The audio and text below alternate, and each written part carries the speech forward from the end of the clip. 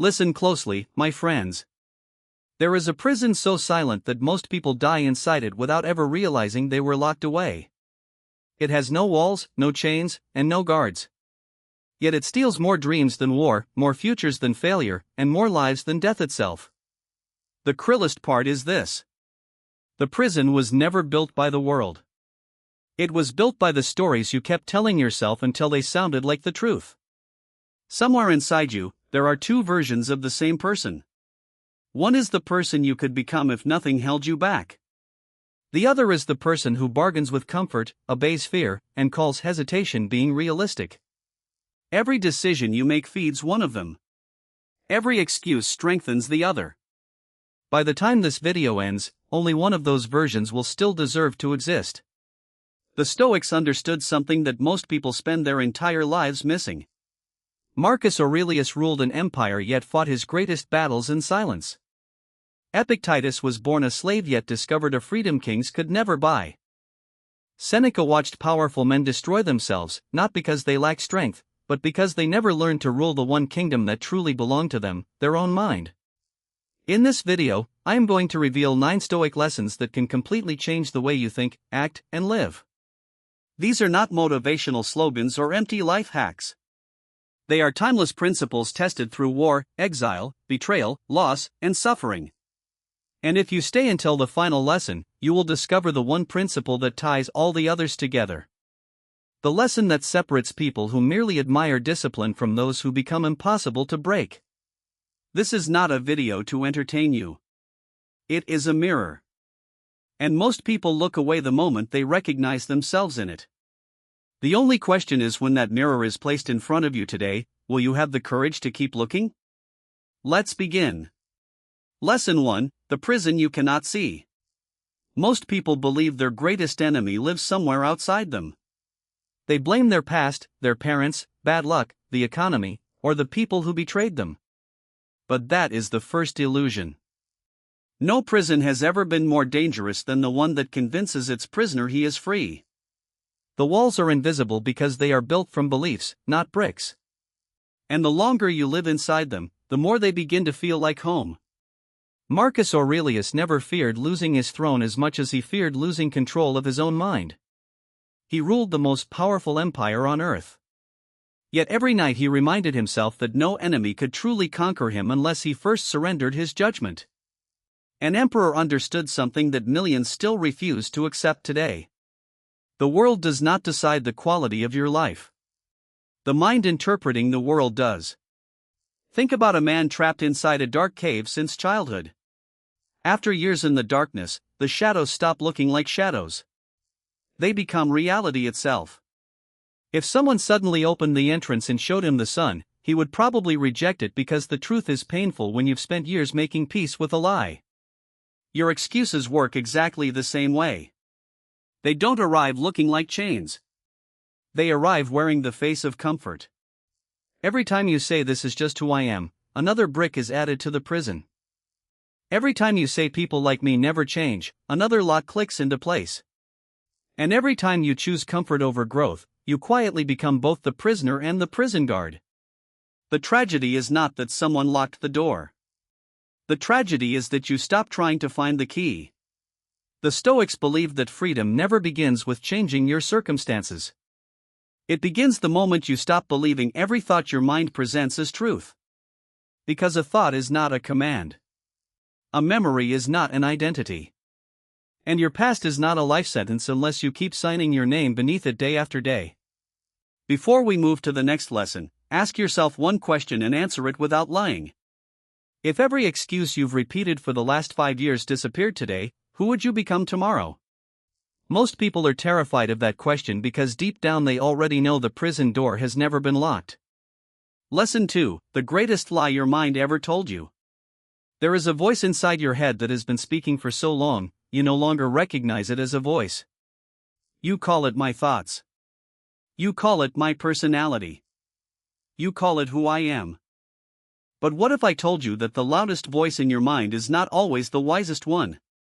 What if the greatest deception you have ever suffered was not from another person, but from the narrator living inside your own head? Epictetus, a man born into slavery, discovered something that terrified the most powerful men in Rome. He realized that suffering is almost never created by the event itself. It is created in the tiny space between the event and the story your mind invents about it. Someone ignores your message and your mind whispers, "You are not important." You fail once and it declares, "You were never good enough." The event lasted a moment. The story can imprison you for decades. Imagine a king wearing a crown made of ice. Every decision he makes feels powerful. Yet with every passing hour, the crown melts, dripping into his eyes until he can no longer see reality. That is exactly what unexamined thoughts do. They distort your vision so slowly that you mistake distortion for truth. You stop seeing the world as it is. You begin seeing only the stories your fears have written. Marcus Aurelius trained himself to stop at the first judgment. Before anger became revenge, before fear became surrender, before disappointment became despair, he asked a simple question. What are the facts? And what is the story I have added? That single habit separated a ruler from a victim. Facts describe reality. Stories manufacture suffering. The untrained mind cannot tell the difference. Look carefully at your own life. How many battles have you actually fought? And how many existed only inside your imagination? How many nights have you lost sleep over conversations that never happened? How many opportunities have you buried because your mind predicted a future that never arrived? Most people are haunted not by reality, but by possibilities that existed nowhere except inside their own thoughts. Here is the cruel irony. Your mind will always sound convincing because it speaks in your own voice. It knows every insecurity you hide from the world. It knows exactly which memories still bleed. It knows which regrets still make you look down. And if you never challenge that voice, it does not become your advisor. It becomes your dictator. From this moment forward, stop asking, "What am I thinking?" Ask something far more dangerous. Should I believe this thought at all? Because the day you stop believing every sentence your mind whispers is the day your mind stops ruling you. But even after exposing the lies of the mind, one enemy still remains. It is quieter than fear, more persuasive than pain, and responsible for destroying more human potential than failure ever could. Lesson 3. The day you started negotiating with weakness. There is a moment that destroys almost every life and almost nobody notices when it happens. It is not the day you fail. It is not the day you are rejected. It is not even the day you give up. It is the first day you make peace with your own weakness. The first time you whisper just this once. Because weakness never asks for your life all at once. It only asks for today, and tomorrow it asks again. Seneca once warned that a collapsing building does not fall because of the final crack. It falls because of the thousands that came before it. Character dies the same way. One delayed decision becomes a habit. One broken promise becomes a reputation. One surrendered morning becomes a surrendered year. Then people call it fate. When in reality it was only repetition wearing the mask of destiny. Imagine standing before a massive iron gate every single morning. Behind that gate is the life you dream about. But guarding the entrance is not another person. It is a version of yourself that knows every excuse you have ever believed. He does not fight you with weapons. He fights you with reasonable arguments. Start tomorrow. You deserve a break. You're not ready yet. The frightening part is this. He sounds exactly like you. Marcus Aurelius understood that the greatest battles are never fought against enemies.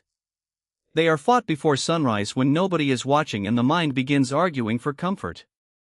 That is why he reminded himself again and again that he was born to do the work of a human being, not to spend his life negotiating with the bed, with fear, or with convenience. Every morning he chose duty before desire because he knew desire changes with the weather. But character is built by what survives the storm. Most people think discipline is something heroic. It is not. It is painfully ordinary. It is closing the book when distraction calls your name. It is telling the truth when a lie would be easier. It is taking one more step when nobody would blame you for stopping. Greatness is rarely one extraordinary decision. More often, it is thousands of invisible victories that no audience will ever applaud. Look honestly at your own life. How many dreams were stolen by failure? And how many were quietly handed away during moments of negotiation? Every empire that collapsed first weakened from within. Every powerful tree that falls first rots at its roots. Your excuses are not protecting your peace. They are quietly teaching your future self that your promises mean nothing. Remember this because it may be the most dangerous sentence your weaker self will ever whisper. Just this once. Those 4 words have buried more potential than fear, bad luck, or poverty ever could. Every extraordinary life is built by refusing that sentence, even when no one else is there to hear it. But there is something even more dangerous than weakness itself. Weakness still knows it is weak. The next enemy wears the face of wisdom. It convinces you that your emotions deserve to rule your decisions. And that illusion has destroyed kings, warriors, and ordinary people alike. Lesson 4. Your emotions are excellent servants, but terrible kings. There is a reason storms never ask for permission before they arrive. They simply appear, shake the sky, and disappear when their strength is spent. Your emotions behave the same way. Anger arrives like thunder. Fear arrives like fog. Desire arrives like fire. None of them ask whether they should enter your mind. But the tragedy begins when you mistake a visitor for a ruler and hand your entire kingdom to a feeling that was never meant to govern it.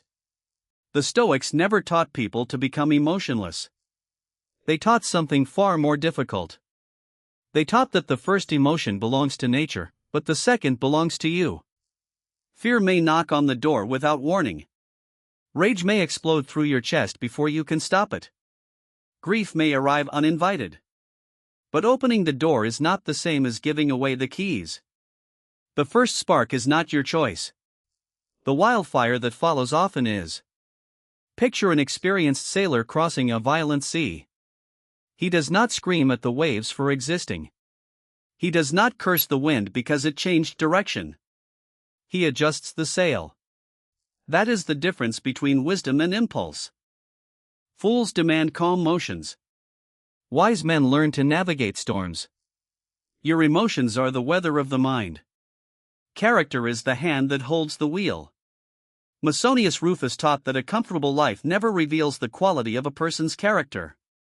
Only resistance does. Anyone can appear patient when nothing tests them. Anyone can appear brave when nothing frightens them. But the instant humiliation burns your pride. The instant anger begs for revenge. The instant fear whispers, run. That is the exact moment your true philosophy is exposed. Principles that disappear under pressure were never principles. They were decorations. Look closely at the greatest regrets of your life. They were probably not born from careful thinking. They were born from 5 uncontrolled seconds. 1 sentence spoken in anger. 1 decision made in panic. 1 temptation accepted in loneliness. Entire futures have been destroyed by emotions that lasted less than a minute. The emotion disappeared. The consequences stayed behind for years. Marcus Aurelius wrote reminders to himself because he understood a terrifying truth. The mind under emotion becomes a dishonest witness. Anger exaggerates. Fear predicts disasters that never happen. Envy convinces you someone else's success has stolen your future. Pride whispers that admitting you were wrong is worse than remaining wrong. Every destructive emotion promises clarity while quietly stealing it. The strongest person in the room is rarely the loudest. It is the one who can feel anger without becoming cruel. Who can feel fear without surrendering? Who can feel pain without abandoning his principles? Self-mastery is not the absence of emotion. It is the refusal to let emotion decide who you become. Remember this whenever your heart begins racing and your mind demands an immediate reaction. Time has never strengthened an emotion. It has only exposed whether it deserved your obedience in the first place. A man who cannot command himself will spend his entire life trying to command everyone else, never realizing the real rebellion was always happening inside. But there is an enemy even more dangerous than anger, fear, or desire. It never raises its voice. It never forces you to stop. It simply whispers, "You still have time." More lives have been quietly destroyed by that sentence than by any emotion ever could. Lesson 5: The most dangerous addiction is the belief that you still have time. There is an addiction more powerful than alcohol, more seductive than wealth, and more destructive than comfort. It does not poison your body. It poisons your sense of urgency. Its favorite word is not quit. Its favorite word is later. That single word has buried more dreams than failure ever could. Graveyards are filled with books that were never written, businesses that were never built, conversations that were never spoken, and lives that were never truly lived.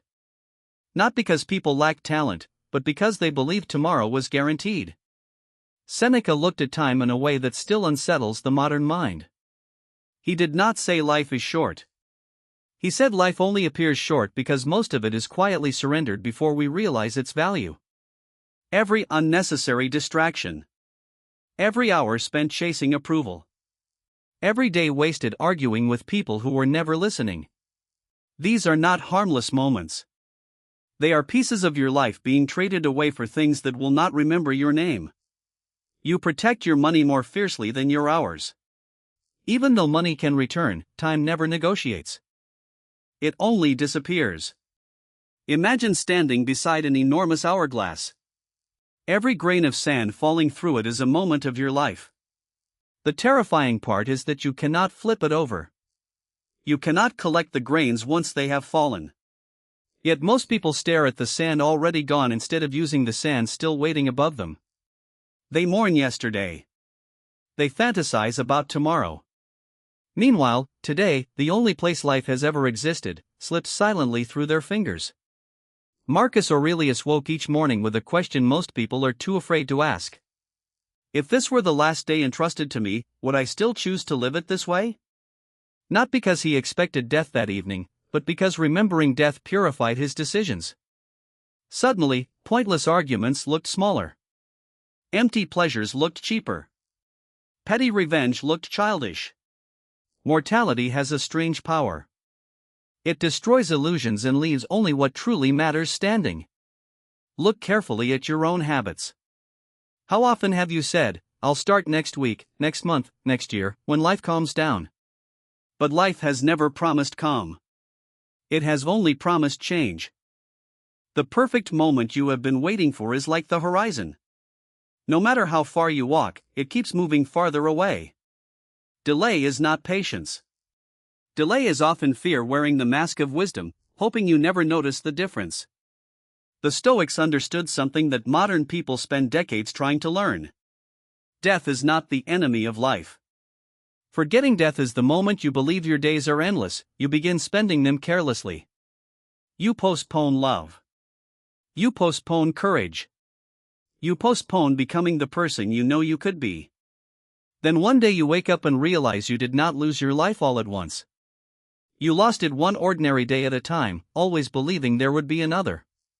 So ask yourself one question and answer it with complete honesty. If someone quietly removed 1 year from your life tonight without telling you which year it was, would you still waste tomorrow exactly the way you wasted today? Most people never ask that question because deep down they already know the answer. But even time is not your greatest enemy. Time only reveals what was already true. There is something far more dangerous. A force that can make a man with unlimited time accomplish absolutely nothing. It has destroyed emperors, philosophers, warriors, and ordinary people alike. It is invisible, familiar, and almost impossible to recognize while it is happening. Lesson 6. The person you are trying to save is the one destroying you. There is a strange tragedy that almost nobody notices. You say you want a new life, yet every morning you wake up determined to protect the same identity that created the old one. You fight for your limitations as if they were achievements. You defend your habits as if they were your personality. And without realizing it, you become both the architect of your prison and the guard standing at its gate. The hardest chains to break are never made of iron. They are made of identity. Imagine a blacksmith standing before a blazing furnace. He places a beautiful sword into the fire until it glows red. To anyone watching, it looks like destruction. The sword loses its shape. Its sharp edge disappears. Everything that once defined it begins to melt away. But the blacksmith is not destroying the weapon. He is preparing it to become stronger than it has ever been. Transformation always looks like loss before it reveals itself as growth. Seneca understood this better than most people ever will. He warned that many men spend their entire lives carrying yesterday's version of themselves like a corpse on their back. They introduce themselves through old failures. They explain themselves through old wounds. They justify their weakness with stories that should have been buried years ago. Every time they repeat those stories, they breathe life back into an identity that should have been left behind. They do not remember the past.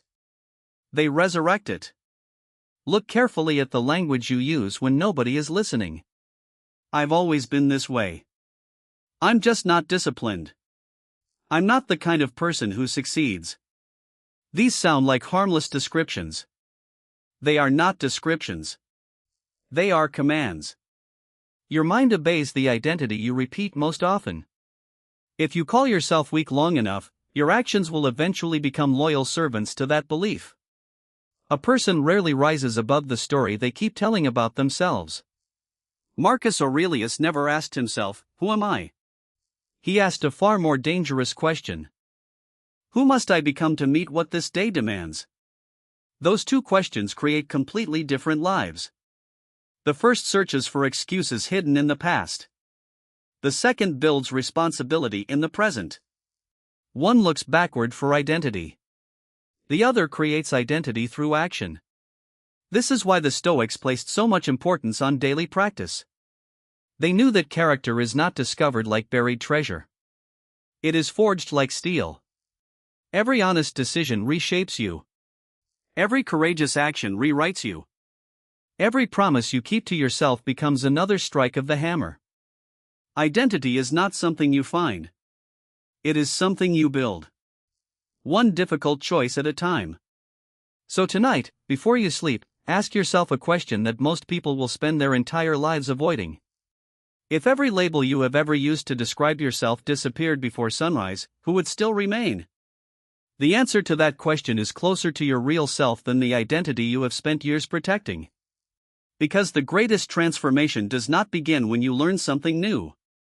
It begins the moment you stop worshiping the person you used to be. But even a new identity can be quietly destroyed by one invisible enemy: the desperate need for other people's approval. And that silent addiction has chained more minds than fear, failure, and pain combined. Lesson 7. The invisible chains of other people's opinions.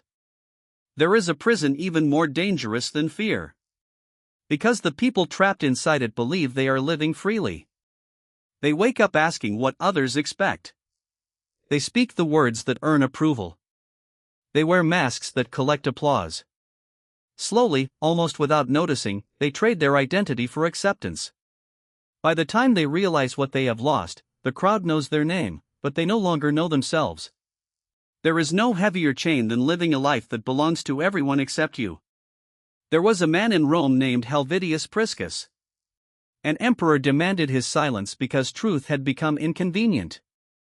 Helvidius understood something that terrified tyrants.